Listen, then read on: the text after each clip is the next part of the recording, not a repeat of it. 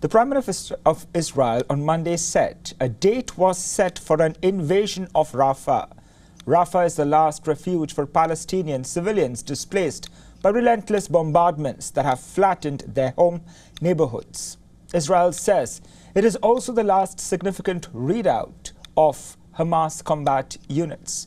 More than 1 million people are crammed into the southern city in desperate conditions, short of food, water, and shelter.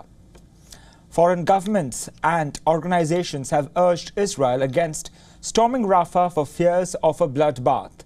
In Jerusalem, Netanyahu said, and I quote, "Victory requires entry into Rafah and the elimination of the terrorist battalions there. It will happen. There is a date." However, he did not specify the date.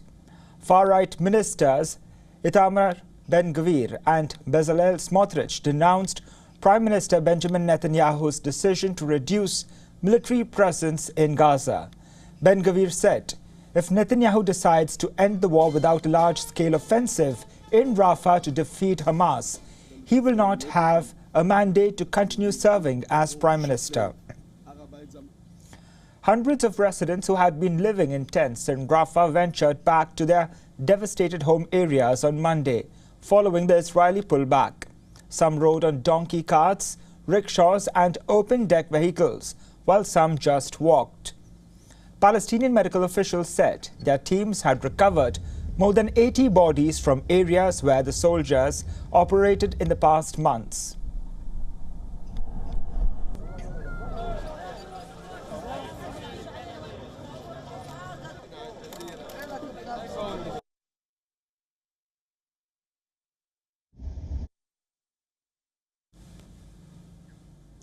Eid al-Fitr, the feast that ends Islam's fasting lunar month of Ramadan, is expected in Gaza on Wednesday, depending on a clear sighting of the moon. But there is little to cheer for Palestinians this year. Some hospitals have reported kids dying of malnutrition and starvation since last month and have warned of other preventable deaths because key supplies are lacking. International pressure on Israel to let more aid into Gaza increased last week after airstrikes targeted a relief convoy and killed 7 aid workers. In response to the pressure, Tel Aviv said it had approved the reopening of the Erez crossing into North Gaza and the temporary use of Ashdod port in South Israel. Israeli opposition leader Yair Lapid visited Washington for high-level talks. He said a deal to release hostages held in Gaza is difficult but doable. The former Prime Minister's Washington visit comes as Benjamin Netanyahu faces pressure at home and abroad. Fellow opposition politician Benny Gantz, who unlike Lapid is part of Netanyahu's war cabinet, last week called for national elections to take place in September. Lapid asked about the call, declined to speak about Israeli politics while in the United States. Well, I feel uncomfortable, if you excuse me, to discuss Israeli politics standing opposite the State Department. I will have enough time to do this in Israel if you'll come over and ask the question again.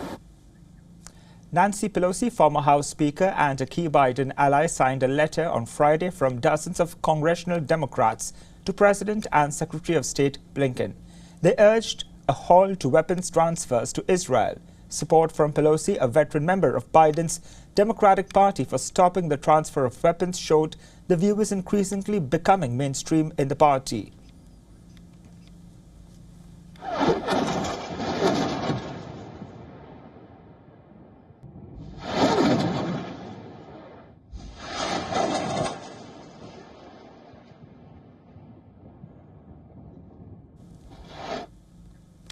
U.S. Senator Elizabeth Warren argued on Friday there is ample evidence that Israel is committing genocide in Gaza.